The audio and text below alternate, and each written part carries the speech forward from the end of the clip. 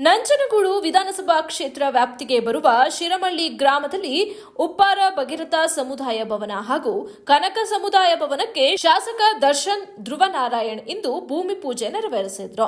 ಗ್ರಾಮದ ಉಪ್ಪಾರ ಭಗೀರಥ ಸಮುದಾಯ ಭವನಕ್ಕೆ ಮುಂದುವರಿದ ಕಾಮಗಾರಿಗಾಗಿ 5 ಲಕ್ಷ ಹಾಗೂ ಕನಕ ಸಮುದಾಯ ಭವನದ ನೂತನ ಕಟ್ಟಡಕ್ಕೆ 5 ಲಕ್ಷ ರೂಪಾಯಿ ವೆಚ್ಚದ ಕಾಮಗಾರಿಗೆ ಚಾಲನೆ ನೀಡಲಾಯಿತು.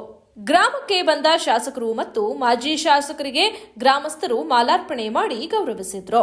ಭೂಮಿ ಪೂಜೆ ನೆರವೇರಿಸಿ ಶಾಸಕ ದರ್ಶನ್ ಧ್ರುವನಾರಾಯಣ್ ಮಾತನಾಡಿ, ಚುನಾವಣಾ ಸಂದರ್ಭದಲ್ಲಿ ನಿಮಗೆ ಕೊಟ್ಟ ಮಾತಿನಂತೆ ಇಂದು ನಿಮ್ಮ ಗ್ರಾಮದಲ್ಲಿ 2 ಸಮುದಾಯದ ಭವನಗಳಿಗೆ ಹಣ ಬಿಡುಗಡೆ ಮಾಡಿ ಕಾಮಗಾರಿಗೆ ಚಾಲನೆ ನೀಡಲಾಗಿದೆ. ಮುಂದೆ ಇದಕ್ಕೆ ಇನ್ನೂ ಹೆಚ್ಚಿನ ಹಣ ಬಿಡುಗಡೆ ಮಾಡುತ್ತೇನೆ.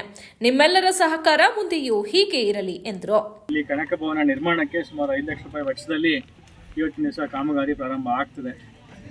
ಈಗಾಗಲೇ ಮಾರುತಿರವರು ಹೇಳಿದ್ರು 5 ಲಕ್ಷದಲ್ಲಿ ಏನೂ ಆಗೋದಿಲ್ಲ, ಇನ್ನೂ ಹೆಚ್ಚುವರಿ ನಮಗೆ ಅನುದಾನ ಬೇಕು ಅಂತ ನಮಗೂ ಕೂಡ ತಿಳಿದಿದೆ. ಆದ್ದರಿಂದ ತಮ್ಮ ಕನಕ ಭವನಕ್ಕೆ ನಾವು ಕೂಡ ಮುಂಬರುವ ದಿನಗಳಲ್ಲಿ ಇನ್ನೂ ಹೆಚ್ಚು ಅನುದಾನವನ್ನು, ಈಗಾಗಲೇ 20 ಲಕ್ಷ ಅಂತ ಕೇಳಿದರೆ, ಇನ್ನೂ ಹೆಚ್ಚು ಅನುದಾನವನ್ನು ನೀಡಿ ನಮ್ಮ ಗ್ರಾಮಕ್ಕೆ ಒಂದು ಒಳ್ಳೆ ಕಟ್ಟಡವನ್ನು ಇಲ್ಲಿ ನೀಡಲಿಕ್ಕೆ